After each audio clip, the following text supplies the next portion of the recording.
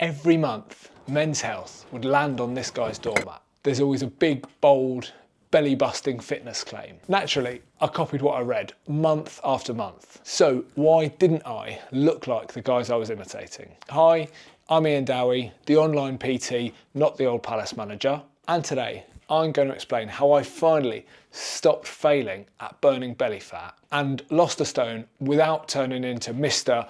Protein shake on his lunch break. Obviously, I wanted to look good immediately, but since that's not possible, even with Ozempic, I knew I had to be patient. Everyone on the internet says losing a couple of pounds a week is a great target because it's fast enough that you notice your clothes fitting better quickly, which keeps you motivated so you don't fall off the diet. And it's sustainable enough that you don't feel starving hungry and cave to the cravings before reclaiming a few notches on the belt. So using my quick math skills, I figured it would take me 6 weeks or 2 months to lose the weight. This isn't a lecture on eat chicken and broccoli and go to the gym twice a day, because no grown man that I know can find that sort of time. 2 pounds of fat equals 7,000 calories. So I needed a 1,000 calorie deficit per day. Boring, right? So here's how I made it stupidly easy. Burn 500 calories by walking 10,000 steps. Eat 500 calories less, which is literally 2 Snickers bars. And that's it. It doesn't have to be complicated.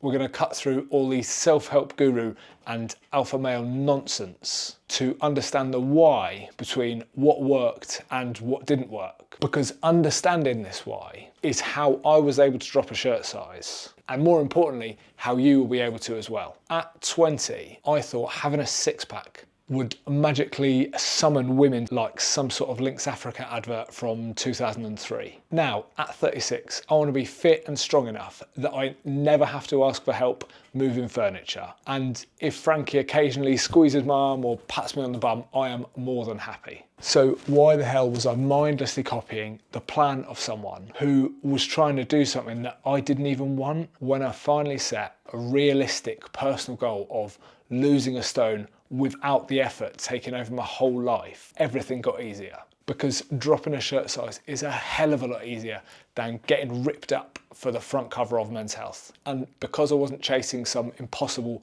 all-consuming goal, I didn't burn out in a glorious glut of ginsters, gyros and guilt. I was 15 stone. I wanted to be 14 stone. And with that objective set, I could work out a strategy that would get me there. I was so sick of seeing everyone on Instagram have a crazy good rig, whilst I always felt the need to point out to people that I went to the gym because nobody could bloody tell just by looking at me. So I knew something had to change, because here's how every previous attempt to burn belly fat went. Not long after starting, I'd get home from work, stressed and tired from a long day, with a lovely bottle of cool, crisp white wine in the fridge. I wouldn't even notice that a glass turned into a bottle and a productive browse on Uber Eats for that night's dinner. I'd stand on the scales the next day up a few pounds and bin the whole diet off because I felt like I'd failed again. So instead of just trying to eat healthy, whatever that means, this time I just played a numbers game. No, not like that. I found life so much easier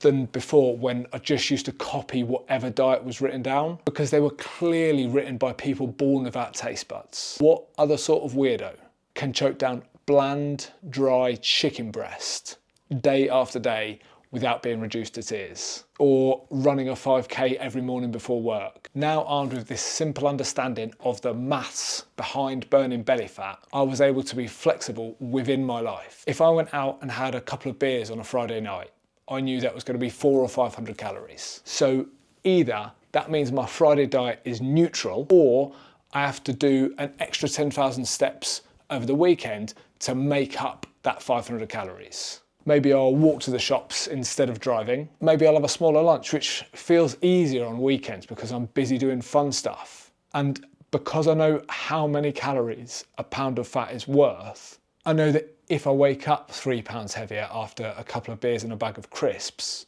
it's because I'm bloated and full of water. After all, I haven't consumed an extra 10,000 calories in that little indulgence, have I? So if I just don't get super pissed off and throw my scales out of the window, the next time I weigh myself a few days later, that extra weight will literally have been pissed out of me.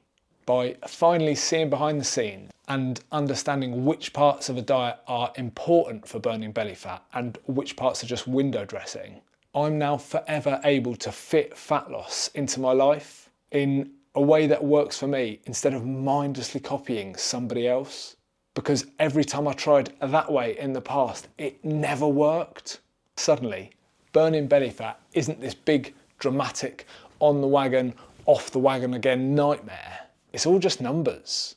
And because fat loss feels easier, I actually stick to it. And because of that, I never get teased in the WhatsApp group chat anymore. I never have to hold my gut in for photos. And I don't feel like diets don't work for me. So to recap, here's the 3 things that made burning belly fat possible for me. I set a realistic goal that aligned with my actual desires and not some magazine fantasy land. I understood the simple maths behind burning belly fat instead of relying on complicated rules written by someone who doesn't know what I like and don't like to do. I built in flexibility that accommodated my real life, including beers with the lads. Now, I'm sure you haven't been sitting there with a notepad and pen. So luckily for you, I've created a free guide to help you organise your workouts and your diet so you can lose a stone in time for your holidays, just like I did. Grab your copy below before I start charging it, because honestly, I really probably should.